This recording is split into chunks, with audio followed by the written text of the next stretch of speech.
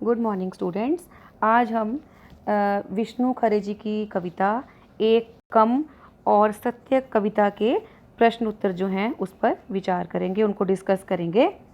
तो पहला क्वेश्चन है, कवि ने लोगों के आत्मनिर्भर, मालामाल और गतिशील होने से किन तरीकों की ओर संकेत किया है? अपने शब्दों में लिखिए। कवि ने लोगों के आत्मनिर्भर, मालामाल और गतिशील होने में भ्रष्ट तरीकों की ओर संकेत किया है। लोग धोखाधड़ी का सहारा लेकर एक दूसरे को ठगने का तरीका अपनाते हैं। चारों ओर नितांत स्वार्थपरता का माहौल बन गया है। ये पतन का रास्ता अभी भी जारी है। लोगों ने ईमानदारी को ताक पर रखकर धन बटोरना शुरू कर दिया है। ये लोग धन पाने के लिए बड़े से बड़ा झूठ भी बोलने को तैयार हो जाते हैं। ये विश्वासघात करने से भी बाज नहीं आते। दूसरा प्रश्न जो है, इसमें इम्पॉर्टेंट क्वेश्चन जो है वो है, हाथ फैलाने वाले व्यक्ति को कवि ने ईमानदार क्यों कहा है? स्पष्ट कीजिए। तो इसका उत्तर इस प्रकार से लिखेंगे, हाथ फैलाने वाले व्यक्ति को कवि ने ईमानदार इसलिए कहा है क्योंकि ईमानदारी का जीवन बिताने के कारण ही वह व्यक्ति गरीब रह गया। यदि वह भी अन्य व्यक्तियों की तरह भ्रष्ट आचरण अपना लेता तो शायद वह भी आज मालामाल हो जाता और उसे किसी के आगे हाथ फैलाने की ज़रूरत नहीं पड़ती। ये उसे ईमानदार होने की सज़ा मिली है।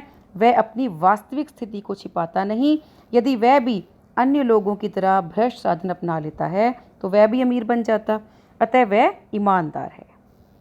तीसरा प्रश्न है, कवि ने स्वयं को लाचार, कामचोर, धोखेबाज क्यों कहा है? तो कवि ने स्वयं को लाचार, कामचोर और धोखेबाज इसलिए कहा है क्योंकि वह चाहकर भी ईमानदार और गरीब व्यक्तियों के लिए कुछ नहीं कर पाता। आज के माहौल में कवि जैसे व्यक्तियों की भूमिका नगण्य हो गई है। कवि इस वातावरण में स्वयं को असमर्थ पाता है, पर वह ईमानदारों के प्रति सहानुभूति अवश्य रखता है। वह कुछ नहीं कर पाता है, पर ऐसे लोगों के जीवन संघर्ष में बाधक या रुकावट भी नहीं बनना चाहता। चौथा प्रश्न है बच्चों, मैं तुम्हारा विरोधी, प्रतिद्वंदी या हिस्सेदार नहीं से कवि का अभिप्राय क्या है?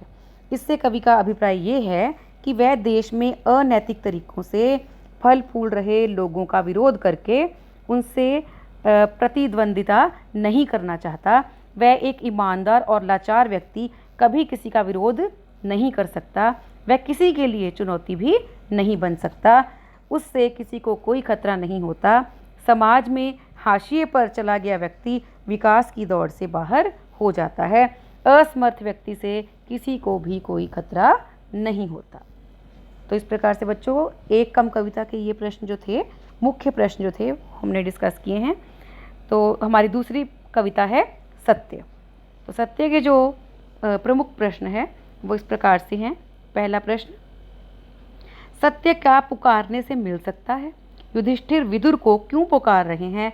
महाभारत के प्रसंग से सत्य के अर्थ खोलें।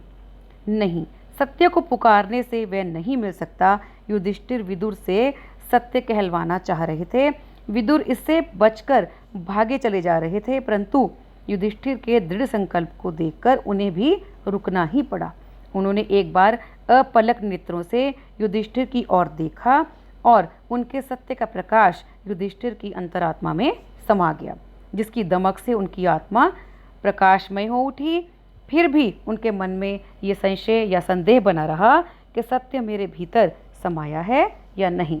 तो सत्य को पाने के लिए दृढ़ संकल्प की आवश्यकता होती है, तभी हमारे अंदर उसका प्रकाश समाता है। दूसरा प्रश्न है बच्चों, सत्य का दिखना और ओझल होना से कवि का क्या तात्पर्य है? तो उस उत्तर इस प्रकार से लिखेंगे कि सत्य कभी तो स्पष्ट दिखाई देता है, पर कभी हमारी दृष्टि से परे भी हो जाता है। इससे कवि का ये तात्पर्य है कि सत्य हर समय हमारे सामने उपस्थित नहीं रहता। आज सत्य की कोई स्थिर पहचान नहीं रह गई, उसका कोई ऐसा रूप नहीं जो उसे स्थिरता प्रदान कर सके। सत्य का रूप वस्तु, स्थिति, घटनाओं और पात्रों के अनुसार बदलता रहता है। सत्य को रोकने की यदि हमारे अंदर दृढ़ संकल्प शक्ति नहीं है तो वह हमारी आंखों से ओझल हो जाता है। सत्य को पकड़ने के लिए हमारे अंदर युधिष्ठिर जैसा दृढ़ संकल्प होना आवश्यक है। तो तीसरा प्रश्न है, सत्य और संकल्प के अंतर संबंध पर अपने विचार व्यक्त कीजिए। तो उत्तर इस प्रकार से देंगे, सत्य को पाने के लिए दृढ़ संकल्प की आवश्यकता होती है। बिना संकल्प के सत्य को नहीं पाया जा सकता। दोनों में गहरा संबंध है। ज्यों-ज्यों हमारी संकल्प शक्ति क्षीण होती चली जाती है, सत्य हमसे दूर होता चला जाता है। सत्य को हम दृढ़ संकल्प के बलबूते पर ही पा सकते हैं। चौथा प्रश्न है, युधिष्ठिर जैसा संकल्प से क्या अभिप्राय है, क्या अर्थ है?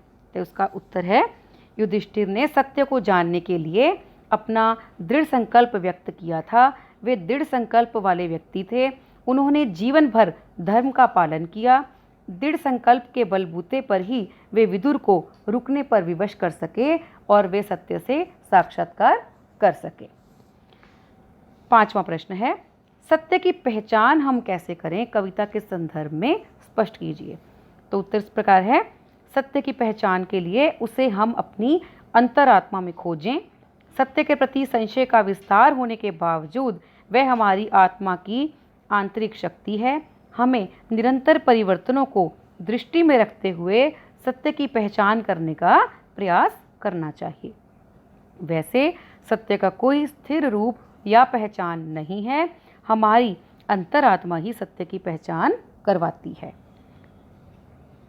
तो इस प्रकार से बच्चों हमने एक कम और सत्य कविता के जो प्रश्न उत्तर है हमने डिस्कस करे हैं, विचार विमर्श किया है इन पर।